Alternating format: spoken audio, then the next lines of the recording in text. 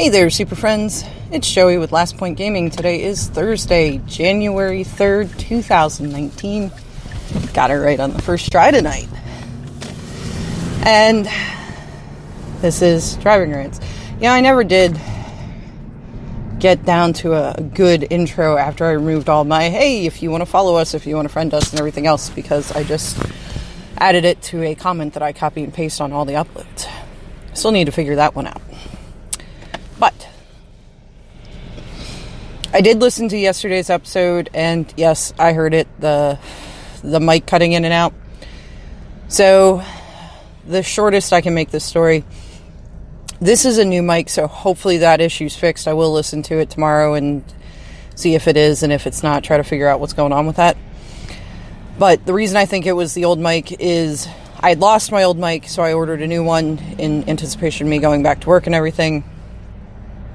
Then I was cleaning out Boo's Magic backpack, and I found my old mic in it, which had a little piece of Velcro for cord management that I never used, and I think that's what happened is she went to get out of the car one day and it stuck to her, and she was just like, huh, weird, and threw it in her backpack.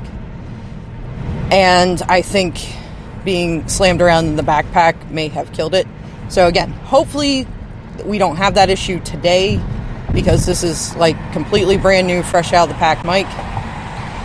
That being said, I haven't done any tests with it because, you know me. I don't really so much plan ahead for this. So, there we are. So, I'm going to talk more about Arena. I did mention yesterday that my plan is to talk about Arena today and tomorrow yet. Yesterday I went over why I think their decision to make the ladder, why their stated reasoning for their decision to make the ladder best of one was flawed. I don't think that best of one is a playstyle that should be eliminated from Arena altogether, because there is a certain appeal in, oh, my daily quest today is to cast 30 green or blue spells. Oh, my Simic deck's pretty crap. I don't have a mono blue or a mono green deck. So, I just want to churn these out real quick. Yeah, that makes sense. I do that. Or it's like, oh, I have to cast spells of this color or this color, and I don't have any, like, for realsies decks of those colors. Or at least that are mostly that color. Like, if it was green, I'd run the Golgari deck because it's mostly green. Black, not so much, because there's not a whole lot of black in there. If it's blue, I would run the Merfolk deck I built off the MTG Goldfish list, because it is heavy in the blue. So I'll join up in the non-ranked ladder and, just run through whatever deck gets me the fastest churn out of the colored spells I need, even if it's not a great deck and, I think I'm going to be losing, which is why I don't bother going over to rank. Being that I can't get knocked from gold rank, maybe I should just play them in rank, and maybe I'll get lucky. I don't know. Maybe I'll be playing something that my opponent's like, man, that's a really weird deck, and I haven't seen anybody playing that in ranked. I better be prepared for X, Y, or Z that's not in the deck, and maybe I'll win that way. I don't know. But in any case, I think there is merit to the best of one events and, having that availability. That's why I had said yesterday that if their goal is to say, well, if you want to play traditional best of three, then you need to invest. If you want to play competitively. But that doesn't jive with them making the ranked play, which your rank can qualify you for, prestigious events and everything. So that logic still doesn't work out. But I could see that if they're like, oh, well, you're only ranked on your tournament play, the kind of league events. Because if you want to be ranked and you want to try to make a name in this, you should be investing in it. okay, yeah, I could buy that. And then, like, hey, we left all this other fun, free content for those of you that, you just want to come on and play casually. But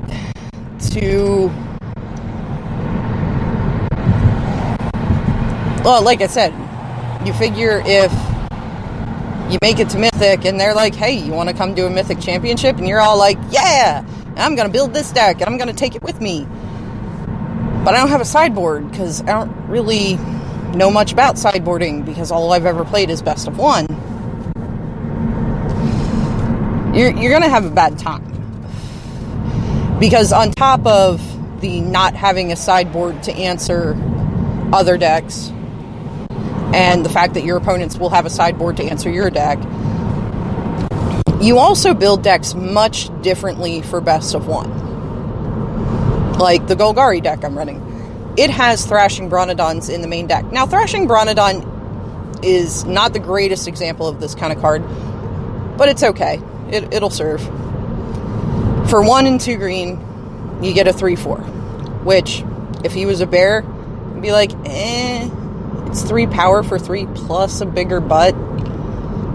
So screw your Justice Strike. Yeah, great, it's playable. But then you add in the pay 1 and sack it to destroy an artifact or enchantment. Okay, now it is a hate strategy for certain decks, like History Benalia decks, or your opponent's Conclave Tribunals, or Sealaways. Or, I can't even think of, like, any big scary artifacts in the format right now. I'm sure there is one. There's always one. But there are a lot of big scary enchantments. And you need to be prepared for this, because you only get one shot. You don't get to sideboard. It's kind of like when, we do the Two-Headed Giant pre-release. I'll put Crushing Canopies in my deck if I'm playing green, whereas if I was playing Solo Sealed, they wouldn't go in the main deck. They'd go in the side. Like, I'd side them in for matches where they're relevant.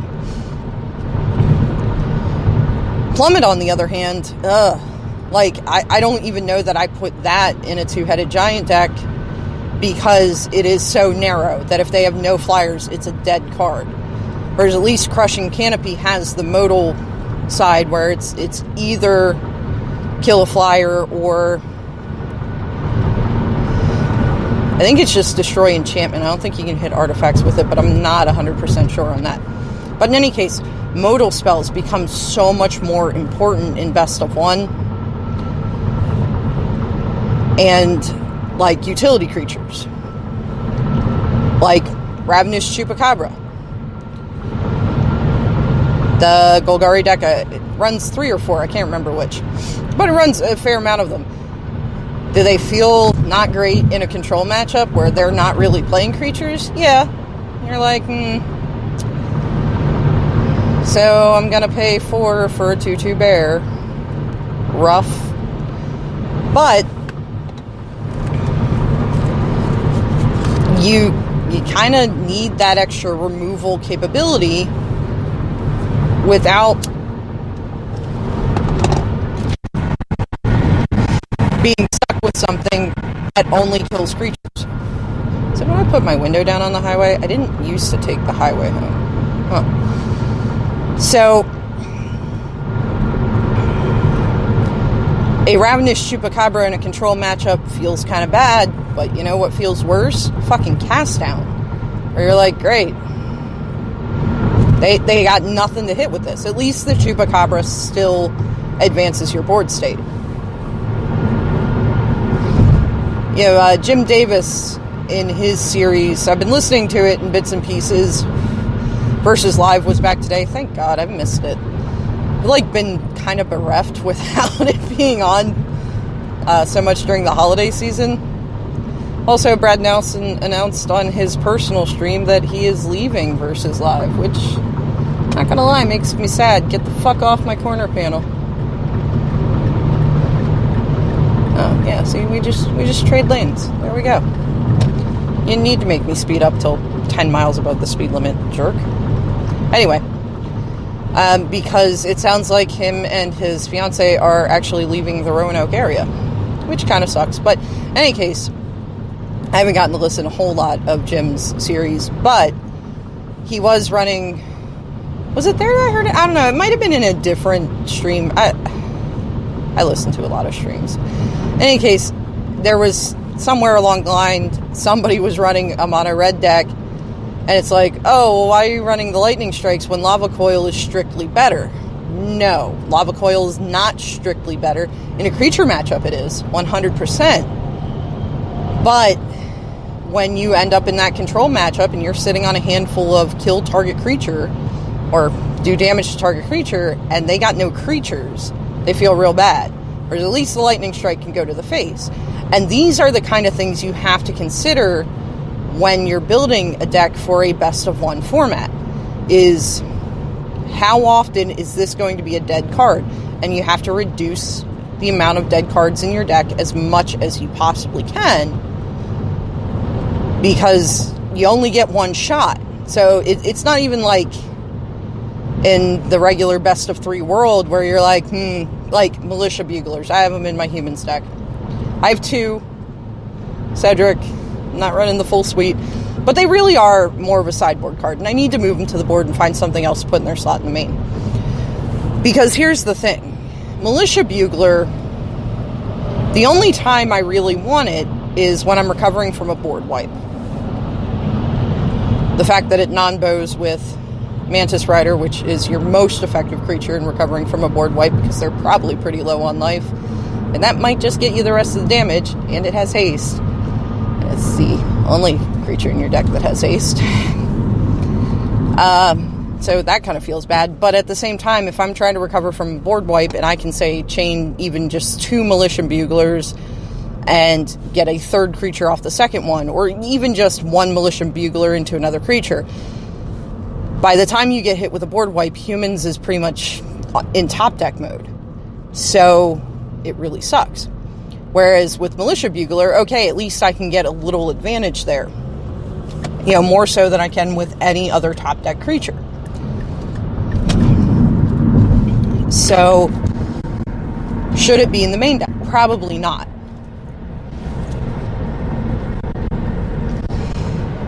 But there are circumstances where you want it. Well, if I was playing in a best of one world with humans, I would leave the two, at least 2, in the main deck. Because any other time, it's a Vigilant 2/3 for, 3, which generally I wouldn't pay 3 for a vanilla Vigilant 2/3 that, had no other ability, but it's not awful. It's okay. Are there better things you can be doing for 3 mana in the humans world? Yeah, definitely. Is it acceptable? Yeah. But when you're living in that best of one world, you gotta be like, okay, so what's my insurance against board wipes? Oh, I guess these guys. In every other matchup, they're kind of meh, but at least in the board wipe matchups, they're, pretty decent. They have a purpose. And that's why I mean that, a deck built for a best of one play world is somewhat different than a deck built for a best of 3.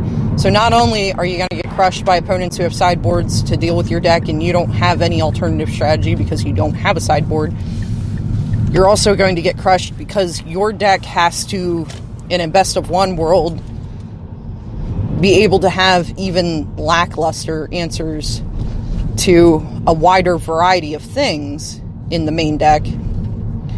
So you're trying to make room for it to be more of a jack of all trades deck instead of a really linear strategy.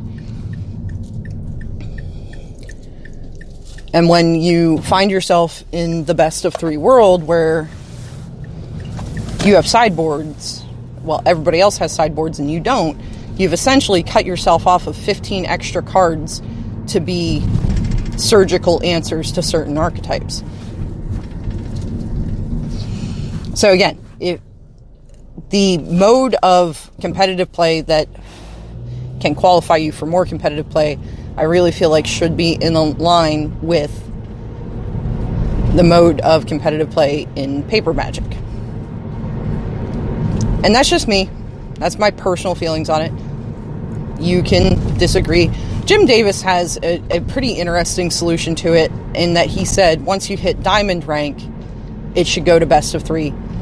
I would say gold, being that that's where everybody seems to get stuck, where it's like, great, this matchup's shit for me, so I guess I'm not going anywhere today.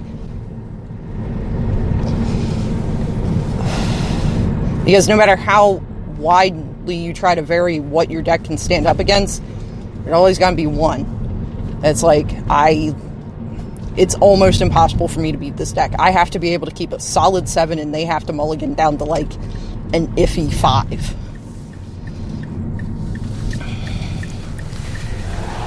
So gold seems to be where everybody's getting stuck, so I would maybe recommend that they change it over at gold level. But it makes sense what he's saying is that, like, you know, once you're up in that rank, you've put the time in, you've probably built out the collection, you probably build out your deck a little more. And if you want to advance from there and get further from there, okay, then, you know, maybe you got to invest a little. But I don't know. In any case, I'm home now. Yeah, wow, this is a lot shorter than they used to be. As always, if you made it this far with me, thank you very much for listening. I hope the audio quality was better today. I will check into that and make adjustments as necessary for tomorrow. But, yep, that's all I got. Hopefully I'll talk to y'all tomorrow.